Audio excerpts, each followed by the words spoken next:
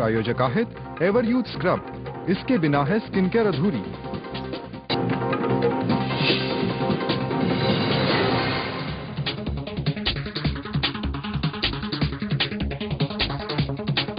नमस्कार, आजचा सवालमध्ये तुमचं मनपूर्वक स्वागत। आजचा माझा प्रश्न थोडासा सेन्सिटिव्ह आहे, थोडासा गंभीर आहे। याचं कारण गेले काही दिवस महाराष्ट्रात सातत्याने दंगली घडताना दिसतायत। ठाण्यामध्ये नवरात्रोत्सवाच्या तोंडावर दंगल सुरू झाली, राबोडीमध्ये तिथे माणसं जखमी झाली, पोलिसांवर दगडफेक झाली, पोलिसांवर हल्ले झाले। त्यानंतर मुरुडमध्ये दंगल झाली आणि कालपासून धुळ्यामध्ये दंगल सुरू झालेली आहेत। माणसं ठार झालेली आहेत, निरपराध माणसं ठार झालेली आहेत, जखमी होत आहेत माणसं, आणि तरी सुद्धा दंगल अजून त्याप्रमाणे आटोक्यात आलेली नाही। पोलिसांवर सुद्धा हल्ले मालेगावमध्ये सुद्धा झाले होते। ही सगळी परिस्थिती गंभीर होते। मला शंका यायला लागली आहे की निवडणुकीच्या पार्श्वभूमीवर महाराष्ट्रात दंगली भडकवण्याचा डाव कोणी खेळताय का, अशी काही रणनीती आहे काय? माझा आजचा प्रश्न तोच आहे, मी सकाळपासून तुम्हाला विचारतोय। निवडणुकीच्या पार्श्वभूमीवर महाराष्ट्रात दंगली भडकवल्या जात आहेत का, हा प्रश्न आहे। तुम्ही आपले SMS पाठवतायत।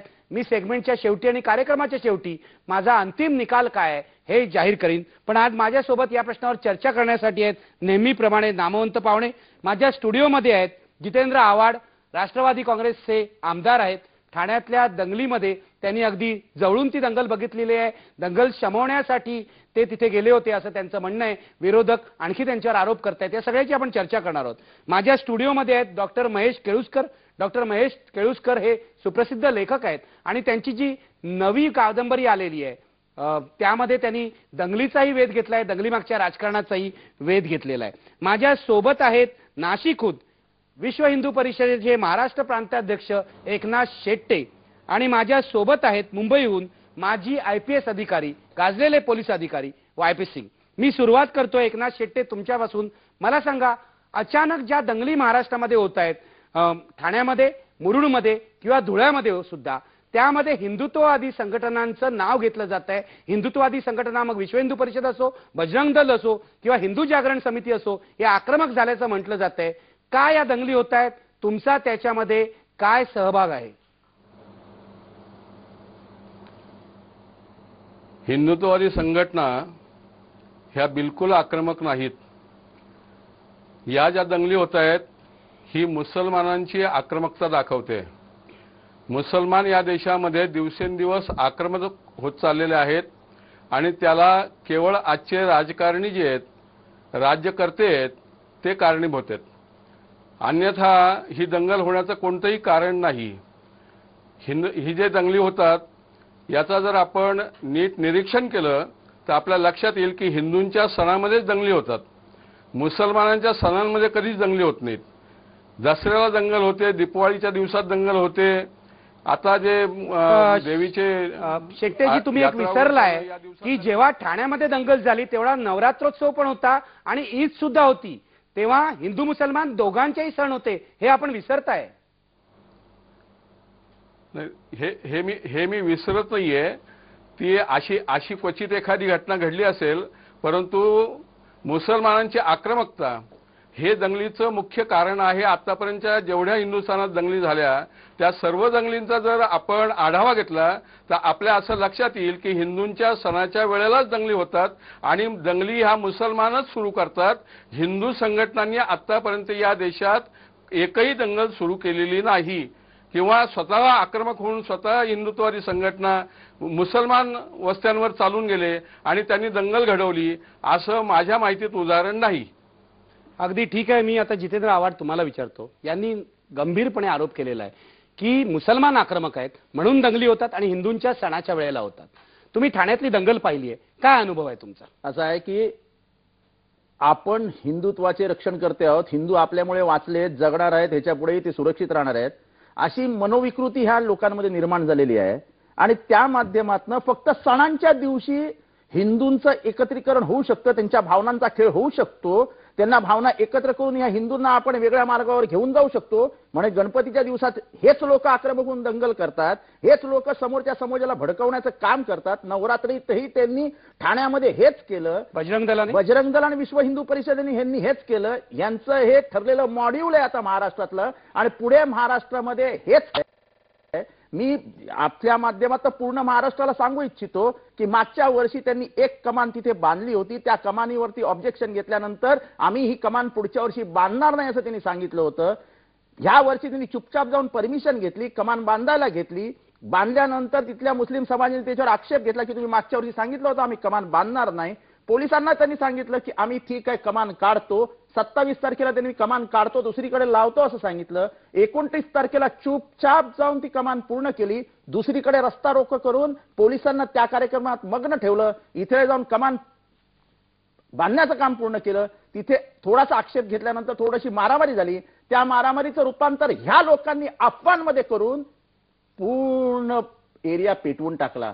तुम्हाला असं छोटासा वाटतं चिमटा हे काढायचा. मोठं षडयंत्र आहे, निवडणुकीच्या तोंडावर जातीय भावना धार्मिक भावना भडकवण्याचं हे षडयंत्र आहे? ऍब्सोल्यूट पोलरायझेशन ऑफ वोट्स करण्यासाठी ही बजरंग दल आणि विश्व हिंदू परिषदेची पॉलिसी आहे. किंबहुना माझा असा स्पष्ट आरोप आहे की अशा दंगली व्हाव्यात, आम्ही छोटासा चिमटा काढू म्हणजे समोरच्या बाजूला रिटॅलिएशन होईल. त्या रिटॅलिएशन म्हणजे 10, 15, 5%, 50 मेले म्हणजे त्या मृतदेहांवरती नाचून आम्ही हिंदूंचं राजकारण करू. हिंदू सहिष्णू आहेत, वासुदैव कुटुंबकम मानणारा हा हिंदू समाज. मी हिंदू आहे, मला हिंदूंचा जे काही आमच्यावर संस्कार झाले संस्कृती झाली आहे त्या हिंदू धर्माने धर्मद्वेष शिकवलेला नाही. आम्ही हिंदू धर्माचं पालन करतो. ह्यांच्याकडनं हिंदू धर्माचे आणि हिंदू धर्माचे सर्टिफिकेट घेण्याची आम्हाला गरज राहिलेली नाही. एकनाथजी शेट्टे तुम्ही ऐकताय काय गंभीर आरोप करताय जितेंद्र आव्हाड?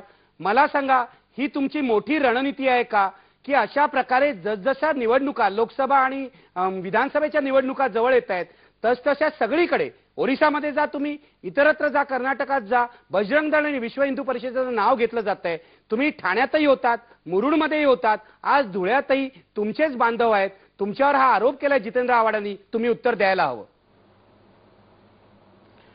नाही, हे त्यांचा हा नेहमीचा आरोप आहे. त्यांनी जर असा आरोप आमच्यावर केला नाही तर त्यांना मुसलमानांची मतं मिळणार नाहीत ना, म्हणून ते आमची नावं घेतात. त्यांनी असं एखादं उदाहरण सांगावं की ज्या वेळेला बजरंग दलाचे 5-50 कार्यकर्ते उठले आणि त्यांनी एखाद्या मुसलमान वस्तीवर हल्ला केला. नाही एकनाथजी, त्यांनी आता ठोस उदाहरण सांगितलं की ठाण्यामध्ये नवरात्रीच्या कमानीवरून जे घडलं ते बजरंग दलांनी जाणीवपूर्वक उकरून काढलं, म्हणून त्याला उत्तर द्या.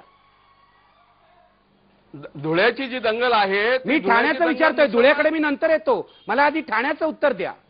हा नाही, ठाण्याचा जो प्रश्न आहे, एखादी कमान लावली आणि त्याच्यावरून दंगल व्हायचं काही कारण नाहीये. त्यांना पाठीशी घालतात, मुसलमानांना हे पाठीशी घालतात आणि म्हणून दंगली होतात. मुसलमानांना यांनी मोठं त्यांना पाठबळ दिलेलं आहे आणि म्हणून दंगली होतात. आणि मुसलमानांच्या मतांची यांना गरज आहे म्हणून ह्या दंगली घडतायत. मुसलमानांच्या मतांसाठी जे दंगली घडतात, मुसलमानांच्या मतांची जशी आम्हाला गरज आहे तसे तुमचे अडवाणी महाशय जिन्नांच्या कबरीवर गेले होते. त्या अडवाणींना बोला ना. अहो त्या अडवाणींना बोला, त्या अडवाणी गेले होते ना जिन्नांच्या कबरीवरती मतं मागायला. आम्हाला बोलू नका. आम्ही निधर्मी राजकारण गांधीवादाचे समर्थक आहोत. गांधीजींनी एक मिनिट नाही, तुम्ही थेट भांडण्यापेक्षा माझ्या माध्यमातून भांडा किंवा वाद घाला. ऐका जितेंद्र आव्हाड, मला त्यांनी गंभीर आरोप केलाय आणि हा आरोप नेहमी काँग्रेस किंवा राष्ट्रवादीवर झालाय. तुमच्या विरुद्ध विश्व हिंदू परिषदेने पत्रकार परिषद घेऊन हा आरोप केला की तुम्ही मुसलमानांच्या मतासाठी हे सगळं करताय. तुमचं काय उत्तर? असं आहे की मी 10:05 त्या दंगलग्रस्त एरियामध्ये पोहोचलो, जेव्हा समोर फायरिंग, इथे जाळपोळ, इथे प्रक्षुब्ध जमात, इथे लाठीचार्ज, अशा मध्यस्थितीमध्येच मी स्वतः जाऊन उभा राहिलो. दगड हातात घेतलेल्या माणसांना रोखून तुम्ही दगड मारू नका, मागे जा, हे सांगण्याची हिंमत मी दाखवली.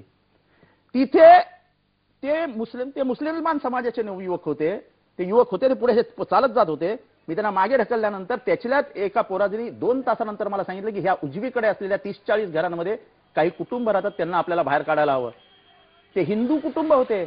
आम्ही निधर्म राजकारण ह्याच्यासाठी म्हणतो की आम्ही त्या धर्मातल्या किंवा ह्या धर्मातल्या लोकांना वाचवण्यासाठी प्रयत्न केला नाही. आम्ही मानवतेचा चेहरा महाराष्ट्राच्या पुरोगामी राज्यामध्ये खराब होऊ नये, या महाराष्ट्राचा चेहरा, विकृत चेहरा देशासमोर जाऊ नये म्हणून त्या 40 कुटुंबांना, तिथे उभ्या असलेल्या मुस्लिम युवकांना सांगून की तुम्ही ह्यांच्या खांद्यावर हात टाका, यांना इथनं बाहेर घेऊन जा, यांना सुरक्षित स्थळी आपण नेलं पाहिजे. 40 कुटुंबांना कुटुंबाने वाचवलं. नाही, 1 मिनिट. हे हिंदू कुटुंब इथे राहत होते, हे बजरंग दलाला माहिती होतं. बजरंग दलाने एकाही पोलीस अधिकाऱ्याला सांगितलं नाही दंगल पेटते, ह्यांच्याकडे संरक्षण पाठवा किंवा यांना वाचवा. पोलिसांनाही माहित नव्हतं की हिंदू कुटुंब इथे राहतात. चुकून माकून एखादी अघटित घटना घडली असती आणि काही बरं वाईट झालं असतं, ते घडावं अशी यांची इच्छा असते. मारले जात आहेत, म्हणजे त्यांच्या अंत्ययात्रेवर नाचून ह्यांना मतांचं राजकारण करता येईल अशा घाणेरड्या मी पुन्हा एकनाथजींकडे जातो. एकनाथजी, तुम्हाला काही उत्तर द्यायचंय याचं? गंभीर आरोप आहे त्यांचं, असं म्हणणं हिंदू मारले गेले तर त्याचं भांडवल तुम्हाला करायचंय म्हणून. नाही, हिंदू मारले तर आम्हाला भांडवल करायचा प्रश्न येत नाहीये. आम्ही हिंदूंच्या रक्षणासाठी म्हणून प्रयत्न करत असतो आणि त्यासाठी म्हणून हिंदू संघटना चालतात. ज्या दंगली होतात त्याच्यामध्ये हिंदू संघटना ह्या आपला प्रतिकार करण्यासाठी म्हणून जातात. आक्रमकता म्हणून कधी हिंदू गेलेले नाहीयेत. हिंदू संघटनांनी आक्रमण केलेलं नाहीये. ज्यावेळेला आक्रमण होतं यांच्यामुळे, यांच्या फितवण्यामुळे आणि यांच्या लाचारीमुळे ते आक्रमण करतात. त्या आक्रमणाचा प्रतिकार केला पाहिजे आणि म्हणून आम्ही दंगलीमध्ये जातो. तुम्ही वाचवायला आम्ही जातात. दंगलीमध्ये मी आता जातोय. एकनाथजी, तुम्ही वाचवायला जातात हे कळलंय, अशी तुमची भूमिका आहे. वादग्रस्त आहे ती, पण तरी सुद्धा आपण चर्चा करूया. डॉक्टर महेश केळुसकर, मला सांगा, तुम्ही एक लेखक आहात, तुम्ही एक पत्रकार आहात, तुम्ही आकाशवाणीवर सुद्धा काम करता, दोघांची बाजू ऐकलीत. तुमचं काय म्हणणं आहे? हे जाणीवपूर्वक निवडणुकीच्या पार्श्वभूमीवर हे कटकारस्थान होत आहे का? मला असं वाटतं की 1993चा मी अनुभव सांगतो. ज्यावेळी त्या दंगली पेटल्या त्यावेळी मी आकाशवाणीच्या मुंबई केंद्रावर होतो आणि आकाशवाणीची ही पद्धत आहे नेहमीप्रमाणे की आम्ही शांततेचं आवाहन करतो प्रत्येक नेत्याकडून. तसं अनेक नेत्यांनी शांततेचं आवाहन दिलं, ते रेकॉर्ड केलं. नंतर एका पक्षप्रमुखाला मी फोन केला, अगदी पर्सनल फोन मिळवून. तर त्यांनी सांगितलं की अजून 3 दिवस ह्या दंगली चालल्या पाहिजेत. खूप शॉकिंग हे होतं ते. मी ते आता नाव सांगू शकत नाही कारण माझ्याकडे पुरावा नाहीये, ते रेकॉर्ड झालेलं नाही. तर मी म्हटलं असं होऊ शकतं का की दंगली आणि रेग्युलेट केल्या जातात दंगली. कुठली दंगल कधी पेटवायची, ती किती प्रमाणामध्ये चालवायची आणि ती केव्हा बंद करायची, ह्याचं एक तंत्र आहे विकसित केलेलं. आणि याच्यामध्ये एक पक्ष किंवा एक कोणी अशी पार्टी नाहीये, सगळेच आहेत. दोन्ही बाजूचे पक्ष जबाबदार आहेत. हो, माझ्या या कादंबरीमध्ये एक नाना चिटणीस नावाचं पात्र आहे. तो दंगल विभाग प्रमुख आहे एका पक्षाचा. दंगल विभाग प्रमुख म्हणजे तुमच्या कादंबरीत दंगलीचा पण विभाग आहे राजकीय पक्षामध्ये, असं तुम्ही दाखवलंय. मी येतो त्याच्याकडे, पण मला आता घ्यायचं एक ब्रेक नंतर पुन्हा भेटूया. पण ब्रेक पूर्वी पाहूया आपण SMS पोल काय म्हणतोय. माझा प्रश्न होता, निवडणुकीचं निमित्त करून महाराष्ट्रात दंगली भडकवण्याचं कटकारस्थान होत आहे का? तुम्ही पडद्यावर पाहू शकता लोक काय म्हणतायत. 90% लोक म्हणतायत होय, जाणीवपूर्वक दंगली भडकवण्याचा प्रयत्न होतोय. घेऊया एक ब्रेक, पहा फक्त आहे दिन लोक.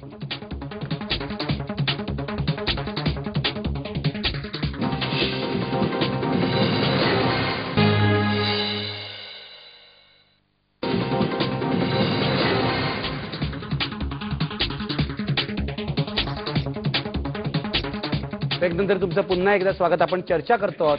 उत्तर महाराष्ट्रात धुळ्यामध्ये दंगल चालू झालेली आहे, मुरुडला दंगल झाली, ठाण्यामध्ये दंगल झाली आणि या दंगली हेतुता पसरवल्या जात आहेत का, या विषयाची आपण चर्चा करतो आहोत. जितेंद्र आव्हाड, मला तुम्हाला विचारायचं आहे, या निवडणुकीमध्ये सर्वसाधारणपणे जे विषय चर्चेचे होतील असं मानलं जात होतं, अणू करार आहे, महागाई आहे, सरकारचा परफॉर्मन्स आहे, ते बाजूला राहून हिंदू मुस्लिम विद्वेष, दंगली हा विषय महत्वाचा ठरतोय. याचं कारण काय आहे? एका बाजूला अतिरेकी कारवाया वाढल्यात, त्याचा फायदा घ्यायचा आहे असं तुम्हाला वाटतं का? असं आहे की 93 सालानंतर जो पॉलिटिक्सचा डिस्कोर्स बदलला या देशामध्ये, बाबरी मस्जिद पाडल्यानंतर, तेव्हापासून ह्यांच्या डोक्यात ते भिनलंय की पोलरायझेशन ऑफ वोट्स करायचं, हिंदू मुसलमानांना एक विरुद्ध उभं करायचे. मुसलमानांनी जरी, म्हणजे त्या मुसलमानांच्या अतिरेकी संघटनेनी जरी बॉम्ब फोडले तर आपण त्याचा प्रतिकार करायचा नाही, पण त्याच्या विरुद्ध क्रिटिकल सिच्युएशन उभी करायची आणि त्याच्यातनं हिंदू आपल्याकडे वळवून घ्यायचे. ह्यांना बॉम्ब फोडल्याचं दुःख नसतं, ह्यांना ती विकृत आनंद मिळत नसतो आतमधनं, पोलरायझेशन ऑफ वोट्स होतंय म्हणून. आणि म्हणून आम्ही म्हणतो की तुम्ही सिमी असो, इंडियन मुजाहिदीन असो, लष्कर तोयबा असो, बजरंग दल असो, विश्व हिंदू परिषद असो, आम्ही प्राणपणाने ज्या गांधींनी आम्हाला निधर्मी राजकारण शिकवलेलं आहे त्यांची शपथ घेऊन सांगतो की जसा राबोडीत मी दंगलीत उतरलो तसे तुमच्या विरुद्ध उतरू, रक्ताच्या शेवटच्या थेंबांपर्यंत तुमच्या. हे बरोबर आहे. मला सांगा, आज दिल्लीत ही चर्चा चालली आहे की सिमी प्रमाणेच विश्व हिंदू परिषद आणि बजरंग दलावर बंदी घालावी का? तुमचं काय मत? ऍब्सोल्यूट त्यांच्यावर बंदी घालावी. तुम्ही जाणार 20 वर्षाच्या ख्रिश्चन ननवर बलात्कार करणार, तुम्ही तिथे जाऊन चर्च फोडणार, एका हिंदू स्त्रीवर ती ख्रिश्चन नन सारखी दिसते म्हणून तिच्यावर 20 जणांनी बलात्कार केला. हे कुठल्या हिंदू धर्माने शिकवलंय? एकनाथजी उत्तर द्यायला हवं. काय वाटेल एकनाथजी, जितेंद्र आव्हाड अत्यंत संतप्त झालेत, तुम्ही उत्तर द्यायला हवं. ते काय म्हणतायत तुम्ही ऐकलंय? हो, मी हेच म्हणतोय की प्रत्येक निवडणुकीच्या आधीचं वर्ष हे दंगलीचं वर्ष असतं. जितेंद्र आव्हाड साहेब, 1948 सालापासून तुम्ही पहा, प्रत्येक निवडणुकीचं वर्ष म्हणजे त्याच्या आधीचं वर्ष हे निवडणुकीचं असतं आणि ते तुम्हाला अल्पसंख्याकांचे मतं मिळवण्यासाठी आहे. आम्ही हिंदूंच्या मतांसाठी प्रयत्न करत नाही. एक मिनिट एकनाथजी, मला तुम्हाला प्रश्न विचारायचा आहे. आपण असं वादासाठी गृहीत धरू की यांना अल्पसंख्याकांची मतं पाहिजेत, तुम्हाला हिंदूंची मतं नको आहेत का? भारतीय जनता पक्षाला ती मतं नेहमीच लागतात, तुम्हाला ती नको आहेत का? आवारसाहेब, ननवर झालेला बलात्कार हा हिंदुत्ववाद्यांनी केलेला आहे असा निष्कर्ष तुम्ही कुठून काढतात? आणि तुम्हाला हा अधिकार कोणी दिलाय असा निष्कर्ष काढण्याचा? हिंदुत्ववाद्यांनी बलात्कार केलेला नाहीये. तुम्ही हे भलते आरोप करण्याचं तुम्हाला काही कारण नाहीये. प्रत्येक निवडणुकीच्या वर्षाच्या आधी या देशामध्ये राज्यकर्त्यांनी, जे राज्यकर्ते पक्ष आहेत त्यांनी दंगली घडवून आणलेल्या आहेत. मग आता इथे महाराष्ट्रामध्ये शेटे साहेब, तुमच्या माहितीसाठी सांगतो, तुमच्या वया एवढा असलेला स्टेन्स नावाचा एक पादरी गाडीत बसलेला असताना त्याच्या लहान 2 पोरांसकट दारासिंग नावाच्या तुमच्या कार्यकर्त्याने जाळून मारला. ही कुठली माणुसकी? तुमचे आज स्वतः मुख्यमंत्री येडियुरप्पा कर्नाटकामध्ये कबूल करतात की बजरंग दलाने याचा आवर्त घ्यावं, याची माहिती कोण देणार तुम्हाला? एक मिनिट दोन्ही बाजूंच्या भावना तापलेल्या आहेत. मला जरा शांतता प्रस्थापित करायला हवी आणि शांतता प्रस्थापित करण्यासाठी मी आपले निवृत्त पोलीस अधिकारी जे आहेत, गाजलेले पोलीस अधिकारी आहेत, वाय.पी. सिंग यांच्याकडे जातो. वाय.पी. सिंग, मला असं दिसतंय ठाण्यामध्ये असो धुळ्यामध्ये असो पोलिसांना दंगल आवरणं शक्य झालेलं नाहीये. पोलीस एवढे हतबल का झाले आहेत? पोलिसांकडे ताकद का उरलेली नाहीये? प्रश्न असा आहे की पोलिसांकडे जे कायद्याचे अधिकार आहे ते कायद्याचे अधिकार जे आहे वापर करण्यास पोलिसला पूर्ण जे आहे फ्रीडम नाही आहे. एक राज ठाकरेचा केस बघा, त्यांच्यावर कडक कारवाई करू शकत होती पोलीस, पण नाही केली. कारण काय की त्यांना शिवसेनेला जे आहे कमजोर करायचा होता.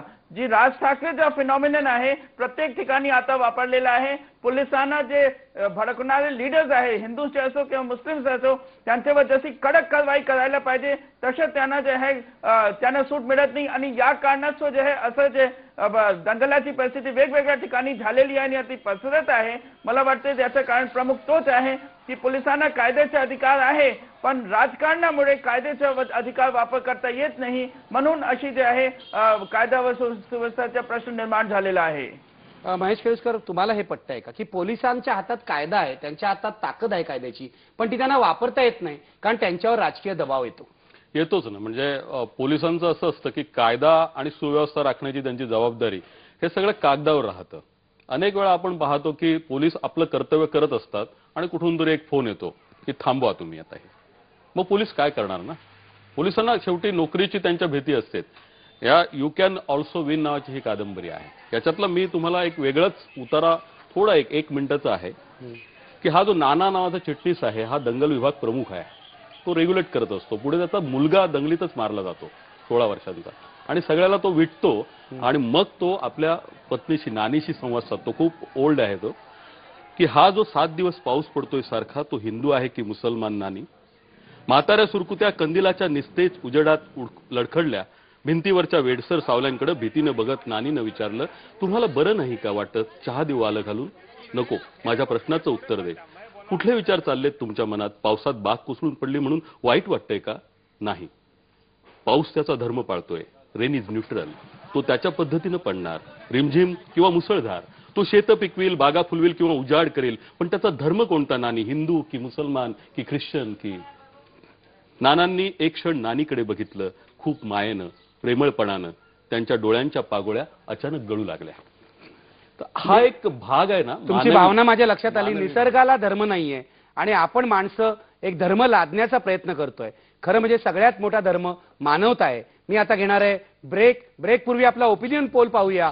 आपली माणसं, आपले जे प्रेक्षक आहेत ते काय म्हणतायत? त्यांच्या मनात माणुसकीचा धर्म आहे का? तुम्ही बघू शकता आपल्या पडद्यावर समोर महाराष्ट्रात हेतुता दंगली भडकवल्या जात आहेत का निवडणुका डोळ्यासमोर ठेवून? तुम्ही बघा 95%, 91% लोक असं म्हणतायत होय दंगली भडकवल्या जात आहेत निवडणुका डोळ्यासमोर ठेवून. आता घेऊया एक ब्रेक. पहा फक्त IBN लोक.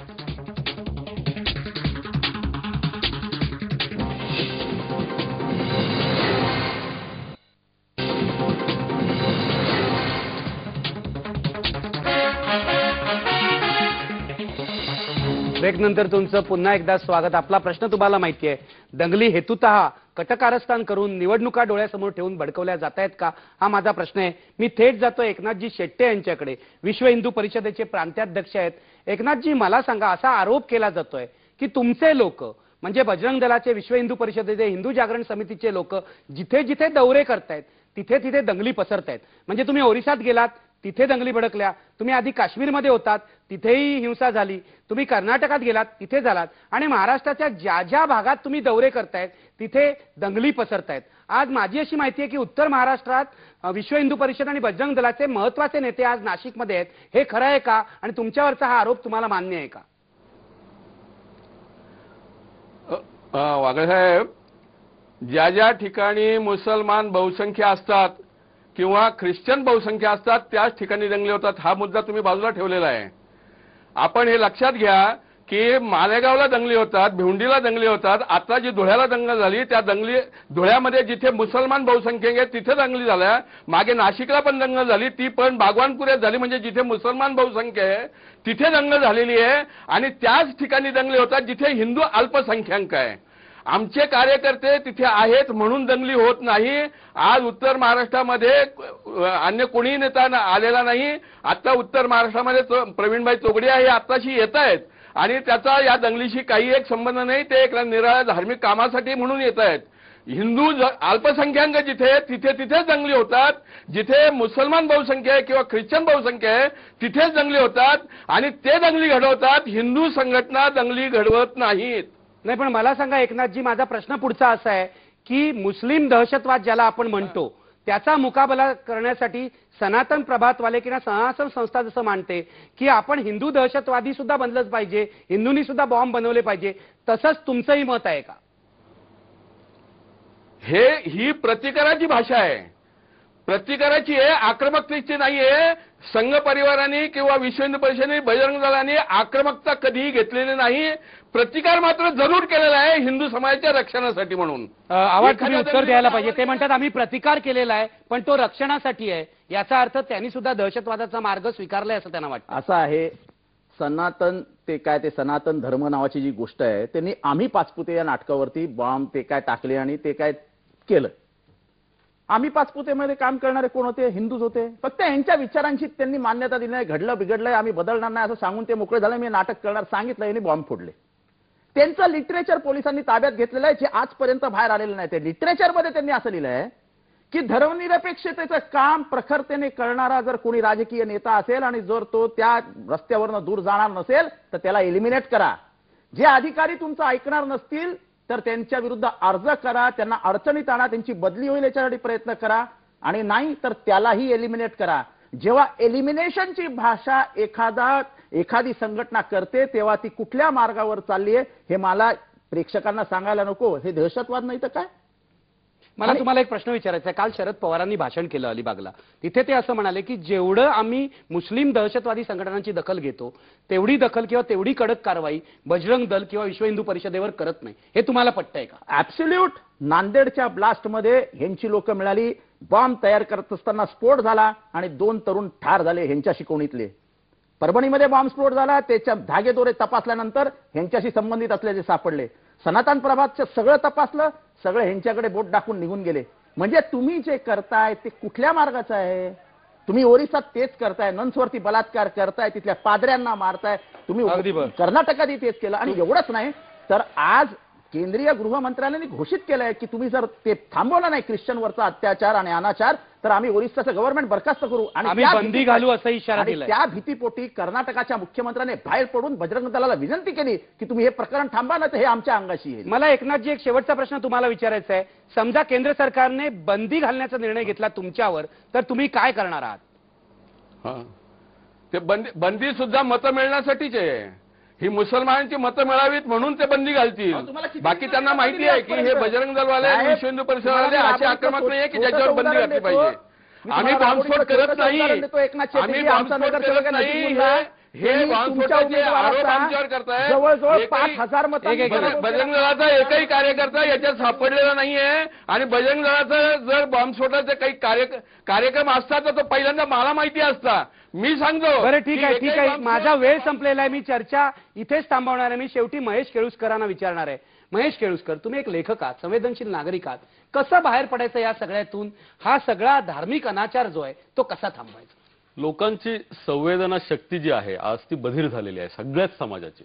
आणि हेच मला वाटत नाही की हे जवळच्या काळामध्ये कुणी थांबवू शकेल. होतंय काय की पुढची जी पिढी आहे, पुढली जनरेशन, ती हळूहळू पुन्हा त्याच मार्गाने चाललेली आहे. हा सगळ्यात मोठा धोका आहे.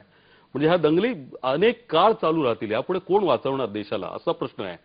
गोध्र्याला जी दंगल झाली तिथे तुम्हाला एक बातमी वाचली होती छोटीशी मी, की लहान मुली कब्रस्तानांमध्ये भातुकली खेळत होत्या हाडं आणि कवट्या घेऊन. भातुकली नावाची कविता मी लिहिली आहे त्याच्यावर.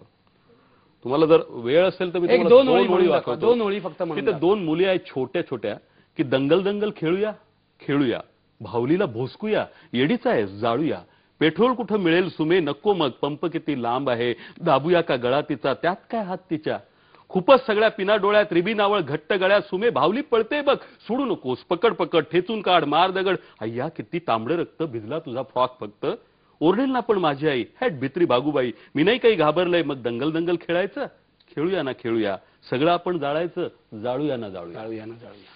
मला शेवटचं तुमच्या माध्यमातून महाराष्ट्राच्या जनतेला एवढंच सांगायचं आहे. प्रवीण तोगडिया आलेले आहेत, हे नाशिकमध्ये आहेत, उत्तर महाराष्ट्र पेटतोय, ह्यांच्या मॉड्यूल मधलं सगळं तयार झालेलं आहे. उत्तर महाराष्ट्र हे पेटवण्यासाठीच तिथे गेलेत. मी आर पाटलांना पण या माध्यमातून सावध करू इच्छितो, यांच्यावर लक्ष ठेवा, महाराष्ट्र जळण्यापासून वाचवा, यांच्यावर लवकरात लवकर बंदी आणा. महाराष्ट्र जळण्यापासून वाचवा असं आवाहन जितेंद्र आव्हाडांनी केलंय.